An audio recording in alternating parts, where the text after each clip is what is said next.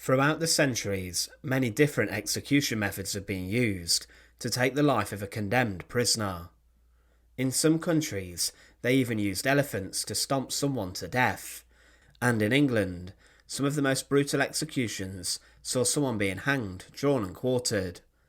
Being burned at the stake was also a tragic method in which someone would be set on fire whilst tied to a post. But one method used, which was also used as a torture device, was the breaking wheel, which was used throughout the medieval period in a very brutal way. The Catherine wheel, as it was also known, was used to break the bones of a criminal, before they were then bludgeoned to death. The last known wheel execution took place in 1841 in Prussia, and it was a very terrifying ordeal. So join us today as we look at the breaking wheel, and remember to support our channel. Please make sure to subscribe. Usually it was those who were convicted of serious offences such as murder and robbery who would be punished on the wheel. People were either wheeled or broken on the wheel, and this execution and torture method would take place on scaffold sites for thousands of people to watch. The aim was to put the public off carrying out the same sort of crimes. The execution wheel was usually a large wooden wheel which had a number of spokes inside, similar to a wagon cart wheel, and it could be modified. Someone would be strapped onto the wheel, and the first point of the wheel was to cause mutilation and brutal injuries on the body. Firstly, the execution would begin with the breaking of a condemned person's legs, and this was usually done with the wheel being dropped onto the legs of the victim, and they would then also drop this onto other parts of the body, such as arms, shattering them. This was very painful, and a victim was usually wedged between wood to cause more pain. Sometimes these bits of wood had sharp edges on, which would then embed into the person. Following this, the executioner could then kill them by aiming the wheel at the victim's heart or neck. But there was often a second act of the breaking wheel, and the body of the victim was attached to another wooden spoked wheel, which was then attached onto a mast or pole for the crowd to see. It could even display someone on a mast, which would act as a crucifixion almost.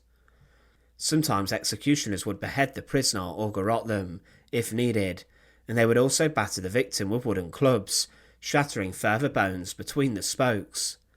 Sometimes wheeled prisoners were then thrown on a fire after the execution was carried out.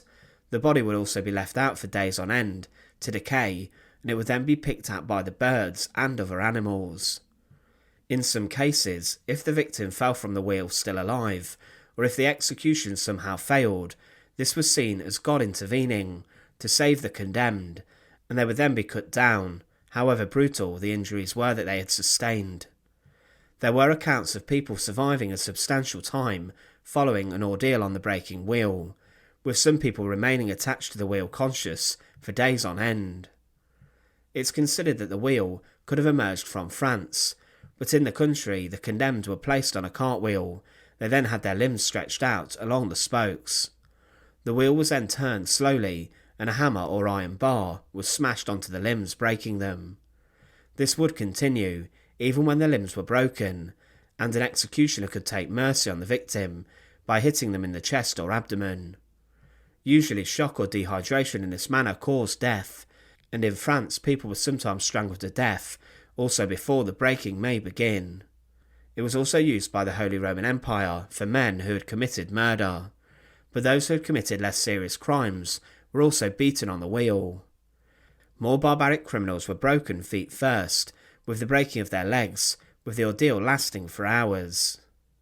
One serial killer in 1581 was guilty of 544 murders, and over the course of 2 horrific days, he was tortured and executed on the wheel, with 42 strikes breaking his bones. There was one account in 1786 in which the breaking wheel was used in what today is Germany, in which the execution on the wheel was considered botched. Heinrich Doller was executed on the wheel for murder, and it was said that the first stroke of the wheel should have crushed his chest, and that this would usually kill. However, when the first strike happened, Doller was still alive, and was alive throughout the whole of his breaking, when all of his limbs were shattered after the numerous brutal strikes. Dollar was confirmed as being alive when he was raised on a pole and left to die, and it took him 6 hours to succumb to his fate. It was said that inadequate weight meant his chest had not been crushed, and that a nail which was hammered through his brain had been hammered in too low not to kill him. The method was even used in India and also was used in Britain. In Scotland, a servant, Robert Weir, was broken on the wheel in Edinburgh in 1603, and it was used rarely in the country, with only murderers really being broken. It was even used during slave rebellions and in executing those who were involved in these. 11 slaves were killed using it in French Louisiana in the 18th century, who escaped their masters, and it was a common deterrent. It was also used in Russia and also in Sweden, where an eyewitness said of an execution on the breaking wheel, "Here the executioners gave him the first stroke. His cries were terrible, of the utmost horror, for as the headsman had no skill in his business, the wretch under his hands received upwards of 15 blows, with each of which were intermixed with the most piteous groans and invocations of the name of God. At length, after 2 strokes given on the breast, his strength and voice failed him. In a faltering, dying tone, he was just heard to say, 'Cut off my head,' and the executioner still lingering, he himself placed his head on the scaffold.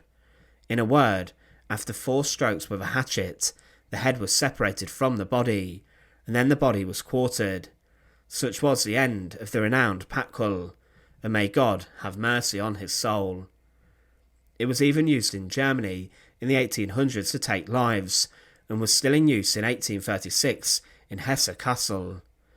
There have been many archaeological discoveries involving those who were executed on the breaking wheel, with their injuries showing how brutal the execution method really was. A famous case of its use is during the execution of St. Catherine, who was sentenced to be tortured and killed on the wheel, but when she touched it, it allegedly shattered before she was then later beheaded. However, the breaking wheel was a barbaric method of execution that was used on the European continent mainly. There are huge numbers of accounts of how brutal the practice was, and to see someone being beaten so savagely in this manner would have been very traumatic for someone to observe. Today, examples of breaking wheels can be found in museums and around the world, and upon these, such suffering must have occurred. Thanks for watching. To support our channel, please make sure to subscribe, and once again, thank you so much for watching.